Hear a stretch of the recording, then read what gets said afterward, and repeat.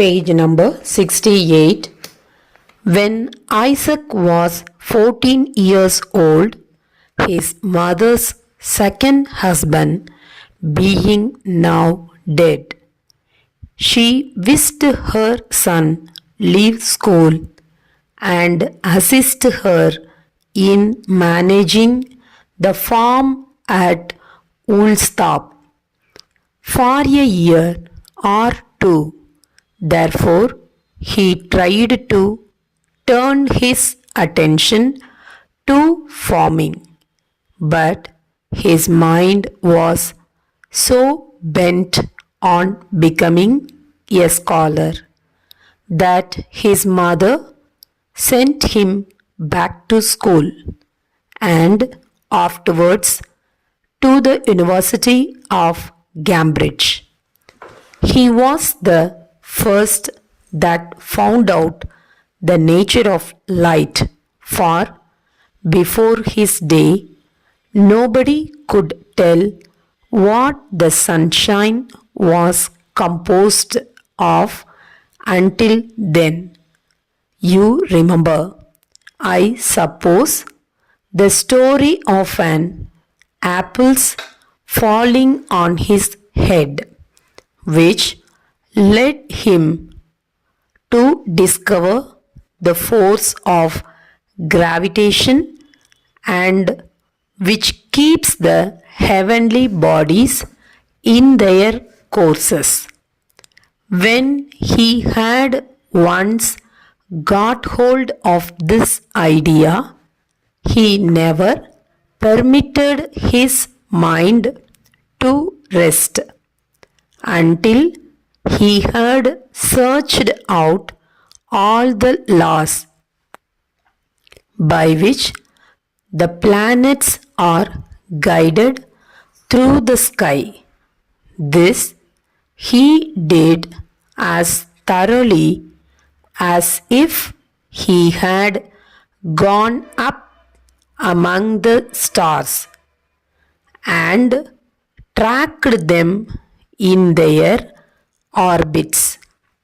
As a boy, he had found out the mechanism of a windmill, and as a man, he explained to his fellow men the mechanism of the universe. While researching, he was accustomed to spend night after night in a lofty tower, gazing at the heavenly bodies through a telescope. His mind was lifted far above the things of this world.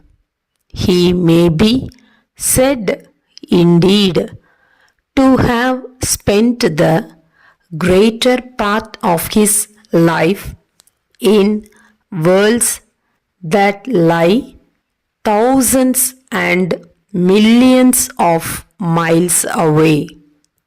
For where the thoughts and the heart are, there is our true existence.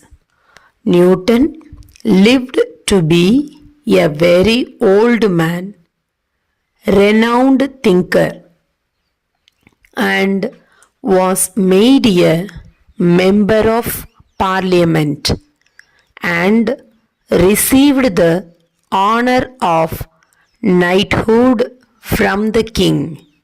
But he cared little for earthly fame and honors, and felt no pride in the vastness of his knowledge.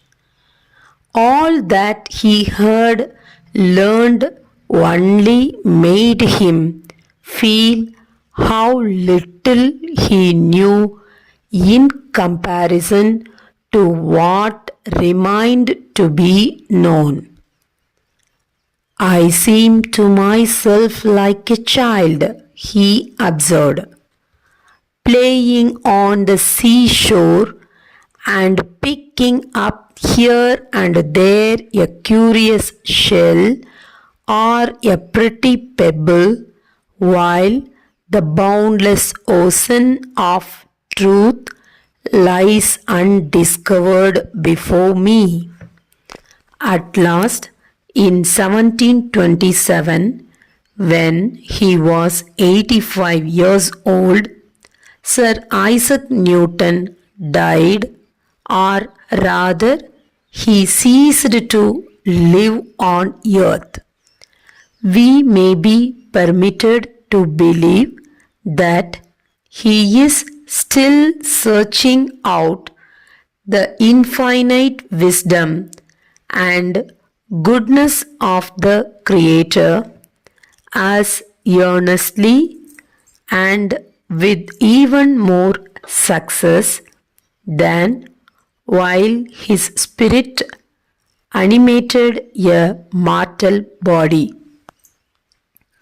He has left a fame behind him which will be as endurable as if his name were written in letters of light formed by the stars upon the midnight sky.